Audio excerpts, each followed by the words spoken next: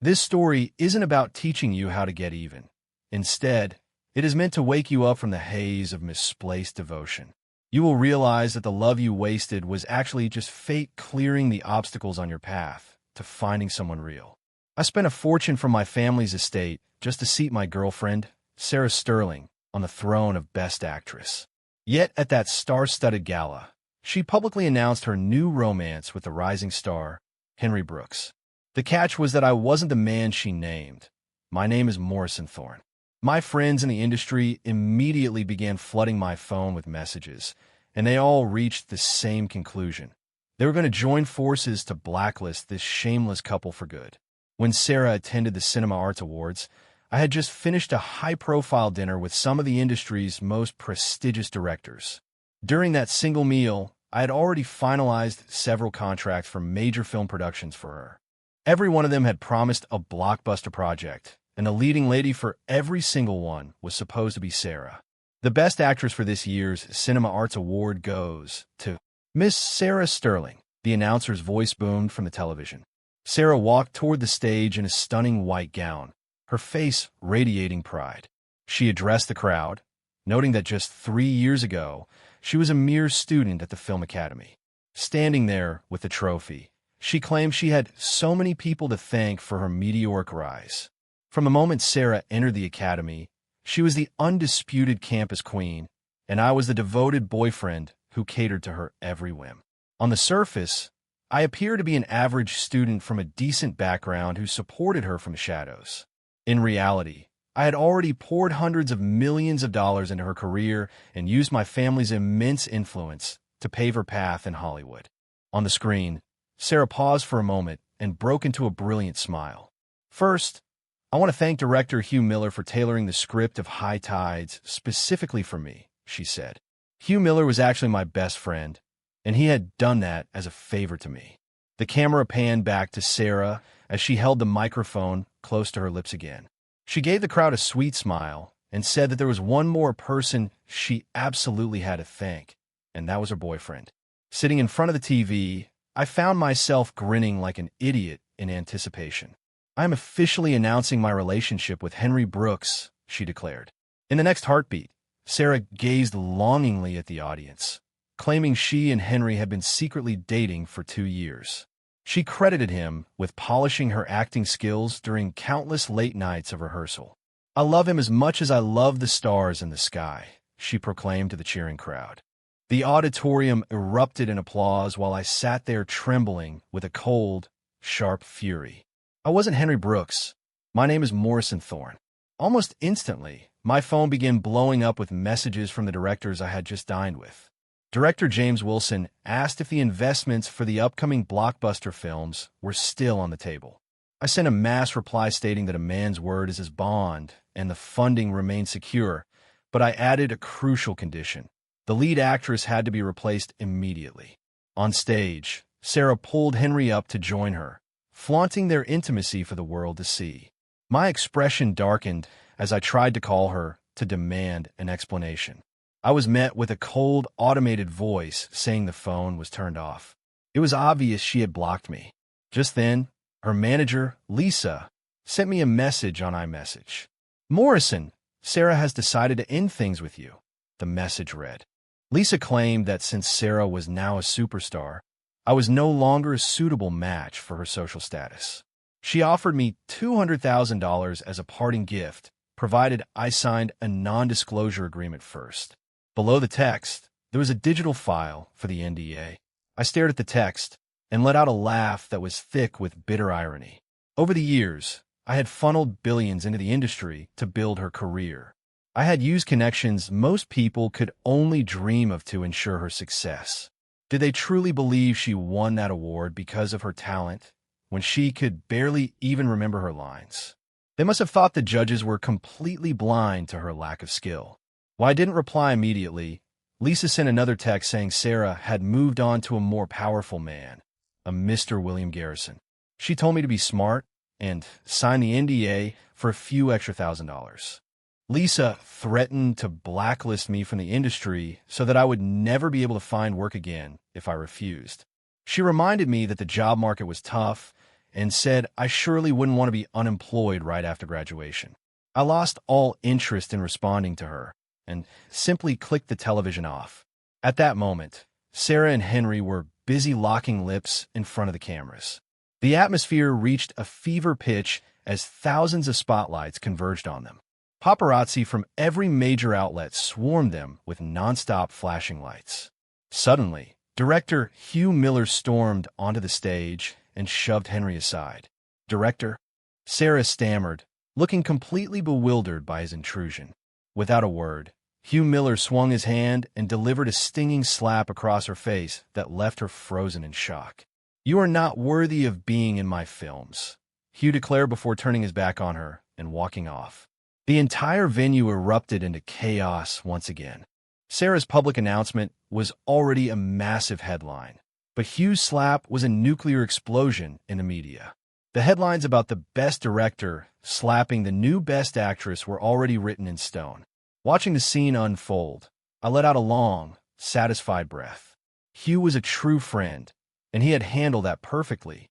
Early the next morning, Hugh showed up at my door in New Jersey with a bottle of expensive bourbon, apologizing profusely for what happened to the film. His face was flushed and his eyes were bloodshot. It was clear he hadn't slept a wink. His film, High Tides, was his masterpiece, and he had poured his soul into making it an artistic triumph. When he found out how much I loved Sarah, he was inspired to use our story as the blueprint for the movie. He had intended for High Tides to be a grand wedding gift for us. The film was a tribute to me, Morrison Thorne, and he was devastated that his gift had been tainted by such a betrayal. Seeing his haggard face, I found myself being the one to offer comfort instead. I reminded him that we still owned the rights to the film and that I would pull it from circulation immediately.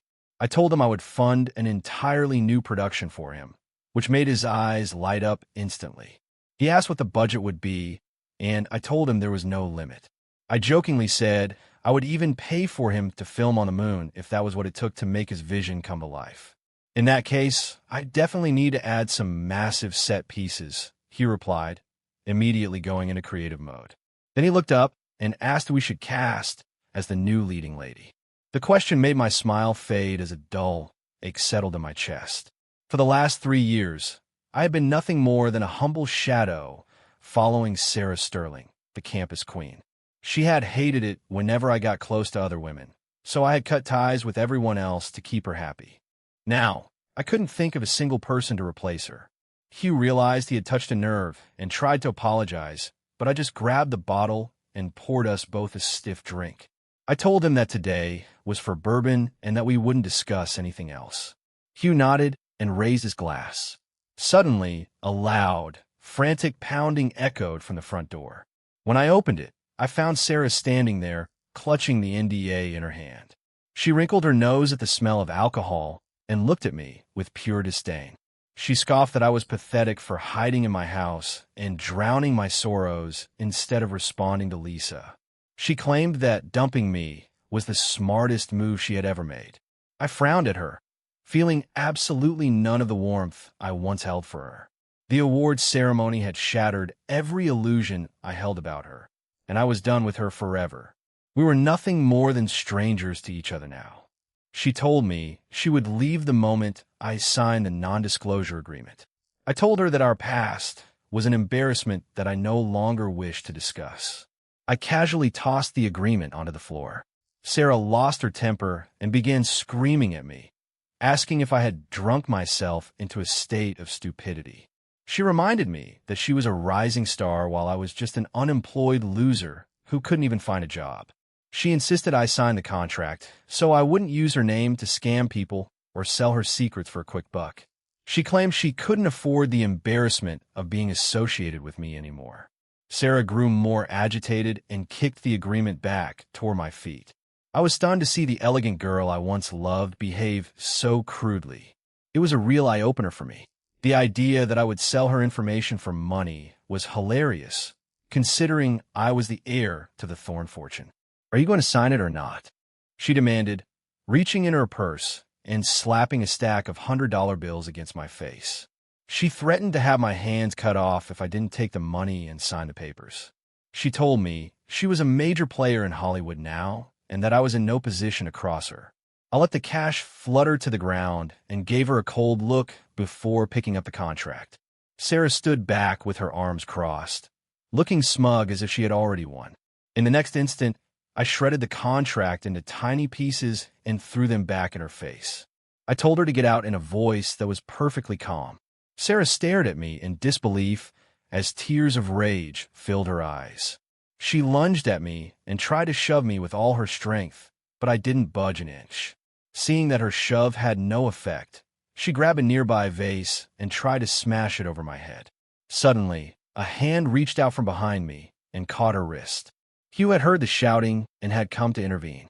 He pushed her back and told me that while he knew I was too much of a gentleman to hit a woman, he had no such reservations. He admitted that he had held back during the awards ceremony, but this felt much more satisfying. I looked down at Sarah's tear-streaked, distorted face and simply shrugged my shoulders, agreeing that it felt pretty good. "You hit me again, Hugh."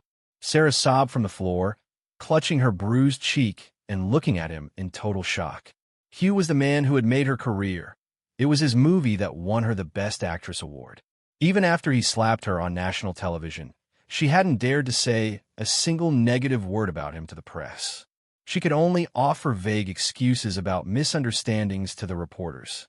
"That slap yesterday was because I regret ever casting you in my film," Hugh said, his voice still thick with anger. "And today's slap was for my brother," he added. Sarah looked back and forth between us in confusion. Just then, Henry Brooks came running up to the door. He rushed to her side and helped her up before glaring at us with pure hatred. He asked Hugh what gave him the right to bully her just because he had directed one of her films. Bullying her? Hugh laughed. He told Henry that she was the one who attacked first and that he was simply defending himself. I added with a smirk that I would be happy to testify to that fact. Henry stood up and balled his hands into fists, but he quickly realized that he was no match for a man as big and sturdy as Hugh. He glanced at me next, but my years of fitness meant I wasn't an easy target either. He slowly unclenched his fists and muttered that he was going to call the police, claiming he had friends in the department. Hugh and I exchanged a look of pure amusement. We hadn't broken any laws, and the idea of him having friends in the department was laughable compared to the influence my family held. Henry told Sarah they were done with Hugh anyway, especially since she had already been invited to work with director James Wilson. He gave me a smug look and said that Hugh's award were nothing compared to James Wilson's reputation. He promised her that she would be an even bigger star once she started filming her next project. He even suggested that Hugh would one day be begging her to take a role in his movies.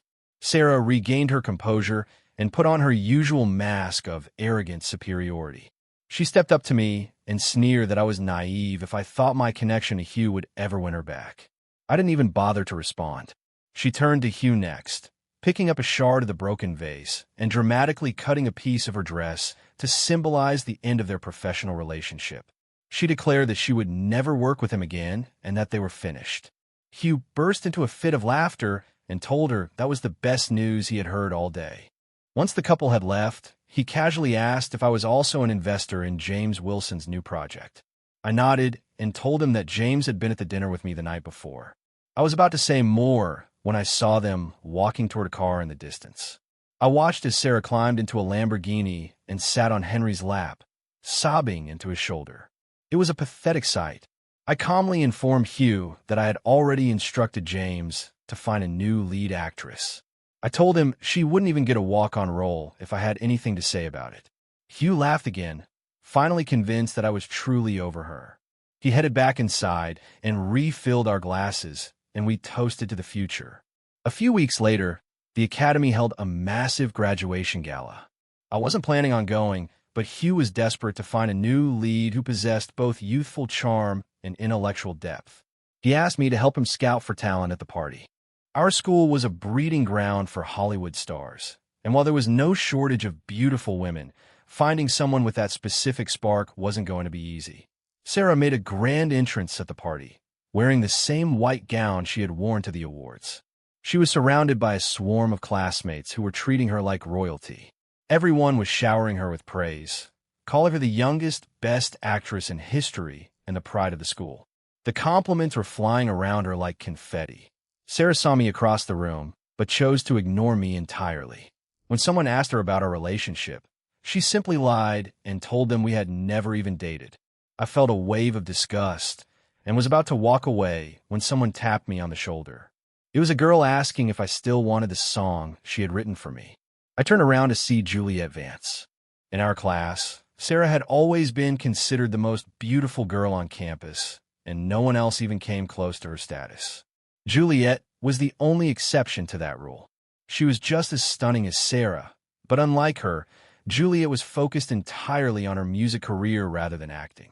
She wrote and performed her own material, and her talent had even earned her the title of campus queen for a brief period before Sarah took over.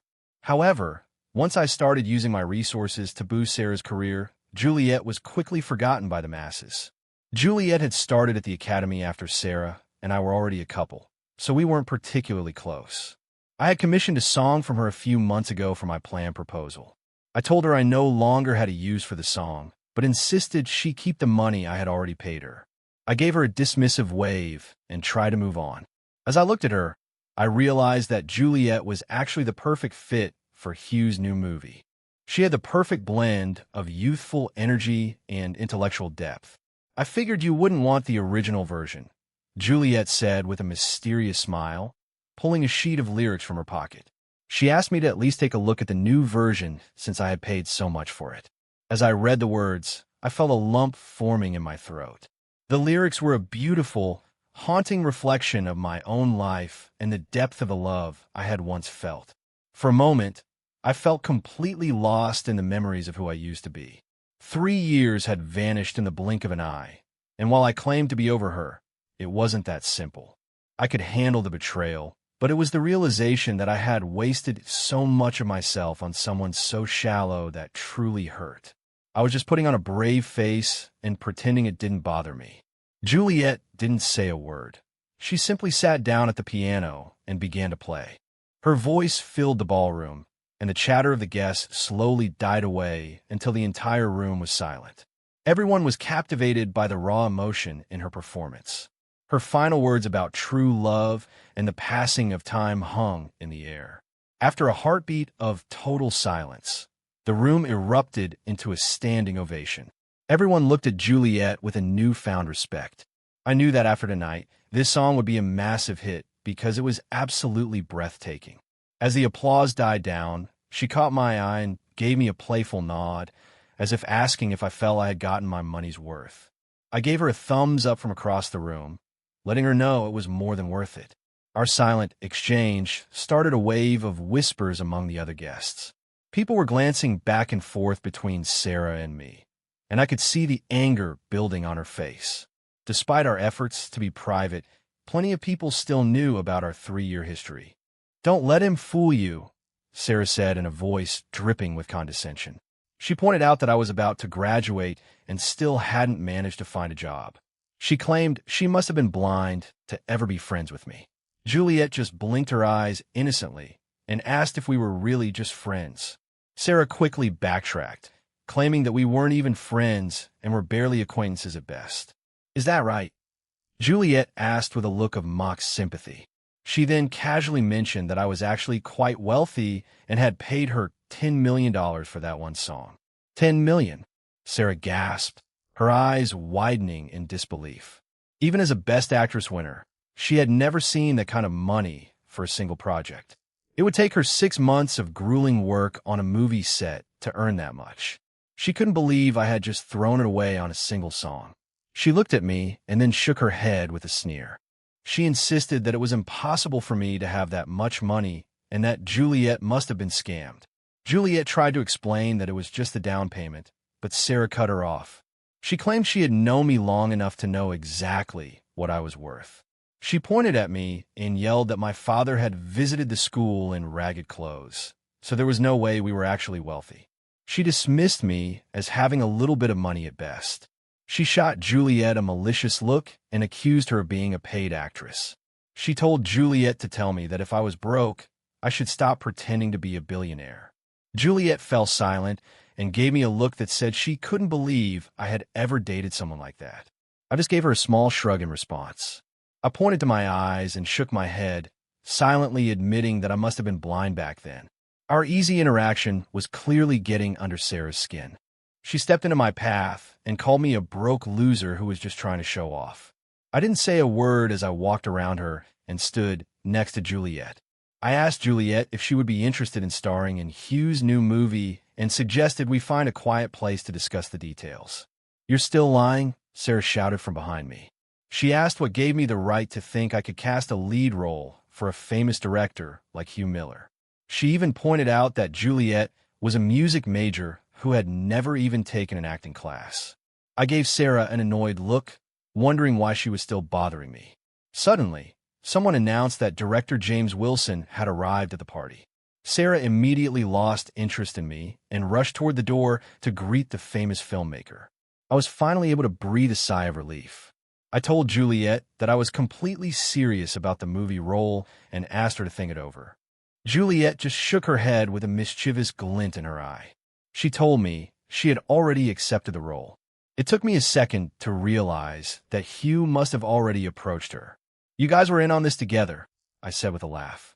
Juliet playfully slapped my shoulder and told me it was my fault for hiding in my house for so long. She told me that Hugh had asked her to help me get back on my feet. I nodded and admitted that while I was over Sarah, I still struggled with the memory of the man I had been when I was with her. I felt like I had lost my way, but her performance had finally helped me find my center again. I looked at her and gave her a sincere thank you. Our conversation was interrupted as the room grew loud again. Sarah walked back in with director James Wilson and started asking him when they would begin filming her new project. She was all smiles as she asked about the schedule. The other students were in awe, realizing that her success was about to reach a whole new level if she was working with someone as legendary as James Wilson. James Wilson was a titan in the industry, and half the students at the academy had only enrolled because they wanted a chance to work with him. He was the gold standard for filmmaking. "We'll discuss that later," he said dismissively. But then he spotted me across the room, and his entire face lit up as he hurried toward me. He walked straight past the crowd and grabbed my hand, addressing me as Chairman Thorne. He asked if I had finally made a decision on the lead actress for a new film. I had been getting a lot of calls from directors lately, all of them pressuring me to make a decision on casting. It was frustrating, but I knew the lead role was the heart of the project, and they couldn't start without my approval. They were stuck waiting on me because I was the one signing the checks. But finding enough talented women to fill all those lead roles was becoming a real challenge. Sarah stood a few feet away, her jaw dropping as she watched James Wilson treat me with such respect. She stammered, asking if I was really the mysterious financier everyone was talking about. I told her that while there were many Morrisons in the business, I was the only one who had been secretly funding projects from the shadows. I finally came clean about everything. Sarah looked like she had been turned to stone. Every major role she had ever landed was because of my money. She had spent years trying to find out who her mysterious benefactor was, never suspecting it was me. She had suspected me for a brief moment in the beginning, but she had dismissed the idea after seeing my father visit the campus in his simple, worn-out work clothes. She kept repeating that it couldn't be true. "Your father was a nobody in old clothes," she yelled, rushing toward me and trying to grab my arm. I just stepped back and looked at her with total indifference. "It's a shame that the youth today don't recognize a man like Martin Thorne," James said with a sigh. He explained that my father simply preferred the comfort of traditional, simple clothing over flashy designer brands. The name Martin Thorne made Sarah physically recoil. My father was a titan of industry and the founder of Thorne Tech Group, one of the most powerful corporations in the country. He had built a global empire from nothing and was a household name in the business world. Sarah asked me, with a trembling voice, if Martin Thorne was really my father. She covered her mouth with her hands, the reality of her mistake finally crashing down on her. I felt a sense of relief, knowing that she had finally seen the truth and that I was free from her forever. She was never worthy of being a part of my family anyway. I nodded and confirmed that Martin Thorne was indeed my father. I looked her in the eye and reminded her that the man she had called a shabby nobody was the head of the Thorn Empire. She just stared at me, her eyes filling with tears of pure regret. I ignored her entirely as James pressed me for a decision on the casting. He was on a tight schedule and needed a lead actress so they could finally start production. In a moment of impulse, I pulled Juliet toward us and asked James what he thought of her for the role. It was a sudden idea, but it felt right. James gave Juliet a long, considering look. He seemed impressed by her appearance, but was a bit hesitant about her lack of acting experience. He asked her to give him a happy expression as a quick test, but Juliet just stood there with a bored, deadpan look on her face. Brilliant! James laughed, clapping his hands together. He said the lead character needed to have that exact kind of stubborn, eccentric personality. He declared the audition a success. Juliet looked confused for a second before she realized what was happening. She asked him if the whole thing had been a setup and if he was going to hire her regardless of what she did. "You're sharp, just like the character," James said with a grin.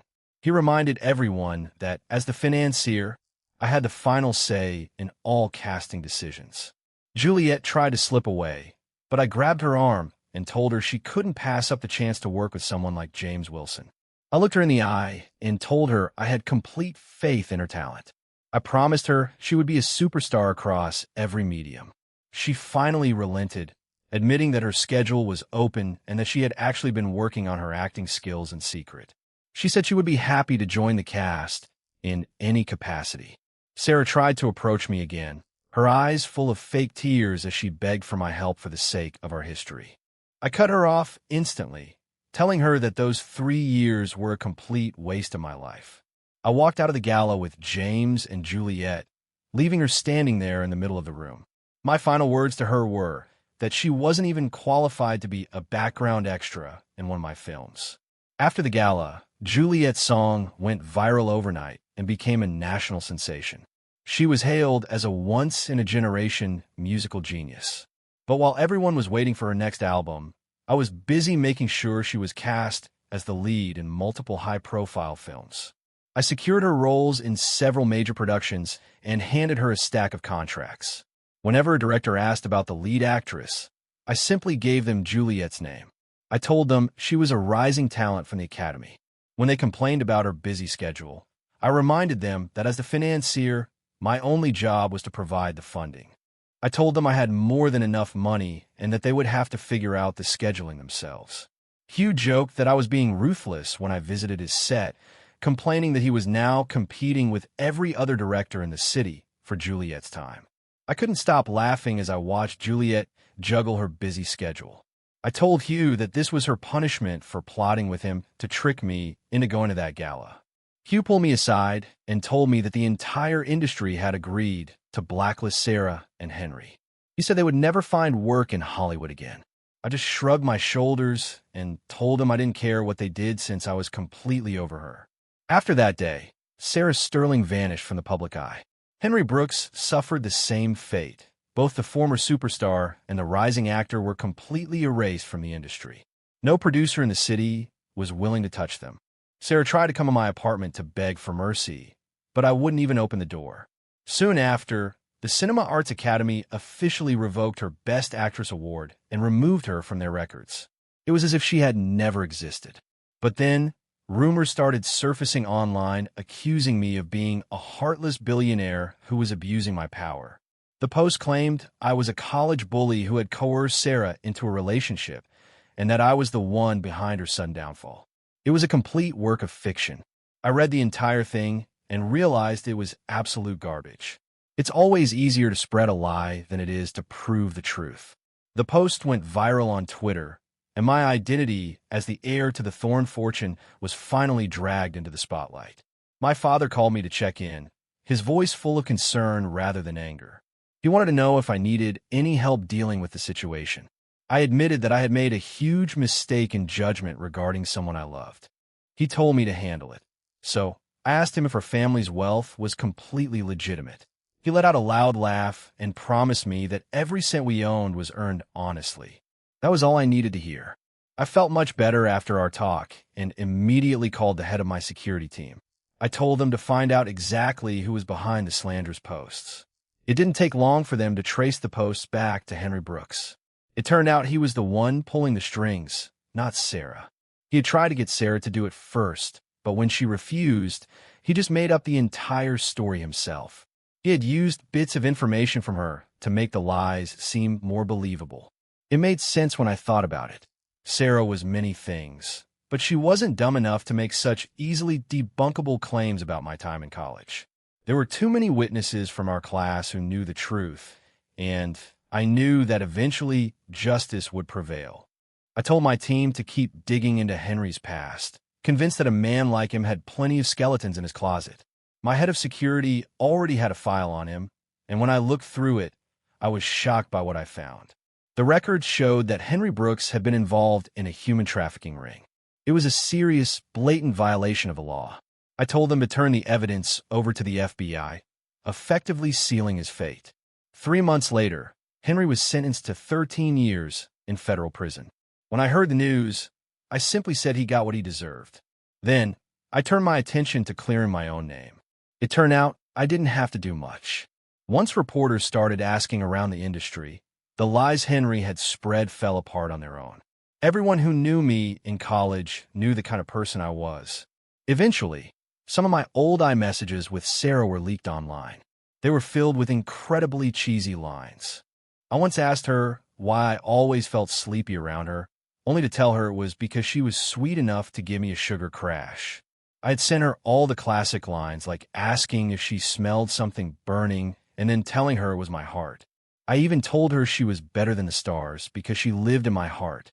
The internet was in shock that the powerful Thorn heir had once been such a hopeless romantic. Juliet laughed until she was gasping for air when she saw the messages. I was mortified and wanted to sink into the floor. But then again, everyone does stupid things for love when they're young. As more information about my life came out, people realized I was actually a top student from a humble upbringing before my family made it big. They started calling me a genius from a small town. My history of charitable donations also surfaced, showing that I had helped thousands of kids in underserved areas get an education. Someone even leaked that Juliet's hit song was about me. All the negative rumors vanished almost instantly after that. After I took over the family business, Hugh visited me and showed me a video of Sarah Sterling starring in an adult film. Hugh had managed to stop the film from being released, knowing it would cause a massive scandal if it ever hit the public. I watched the video with a dark expression and asked Hugh if he was still keeping her blacklisted. He looked conflicted and asked if adult films even counted as part of the industry. I told him a movie was a movie, no matter the content. He asked if he should just let the project die, and I nodded in agreement. After he left, I sent him a follow-up message telling him to reject the film, but to stop actively blacklisting her. I decided to let the market determine her fate. Hugh sent back a salute emoji. Sarah tried to make a comeback later on, but her acting was so wooden that no one wanted to hire her. She eventually faded into obscurity. I heard rumors that she eventually married some average guy, but I couldn't have cared less. Juliet, meanwhile, had become the biggest star in the country. Thanks to the massive fortune my grandfather left me, I was able to shield her from the darker side of the industry and ensure her career remained pristine. Hugh started dropping hints that my grandfather had wanted him to find me a wife. I told him I hadn't found the right person yet, which always left him frustrated. One day, Juliet came to me and said she wanted to take a few months off and head to a private island in the Atlantic. I told her it was a great idea. I didn't want her to burn herself out, so I encouraged her to take the break. 3 months later, Hugh sent me a new film to review. The title of the movie was High Tides, the same project that had won Sarah her award all those years ago. Hugh had been talking about a remake for a long time, but I hadn't heard anything until he surprised me with the finished product. I took the afternoon off and started watching the film. When Juliet appeared on the screen, I felt a strange sense of nostalgia. As the story unfolded, I realized that the main character was no longer based on me, but on a young girl. It was a beautiful, subtle shift that changed the entire tone of the movie. At the end of the film, I noticed the filming date was from several years ago, before Sarah even won her award. I quickly went online to find the original version of the movie. I discovered that Juliet had been in the background of almost every scene. She was a face in the crowd, a student in the library, Even a girl walking past while I waited outside Sarah's dorm. She had always been there. I shut the computer and spent the night listening to her song on repeat. I told myself it was time to leave the past behind as I stubbed out my last cigarette. I kept thinking about the lyrics of her song and realized they were a hidden message meant for me. It was like a love letter that had finally reached its destination. After all this time, I finally understood what she was trying to tell me. Luckily, I realized it before it was too late. I sent her a quick iMessage asking if she was done with her vacation. She sent back a playful voice note calling me a greedy boss who was always looking for more work. I laughed and told her she might actually need a longer break. When she asked how long, I told her the standard 90 days for maternity leave should be about right. There was a long silence, and I started to get nervous. But then my phone buzzed with her reply. "If you're offering, I'm taking." I burst into a massive grin, grabbed my coat, and headed for the airport. I was going to see her in Boston. I hope that after everything you go through, you can recognize the true devotion hidden in the quiet corners of your life. Learn to let go of what hurts you, and have the courage to realize that when the right person finally looks your way, it's never too late for a new beginning.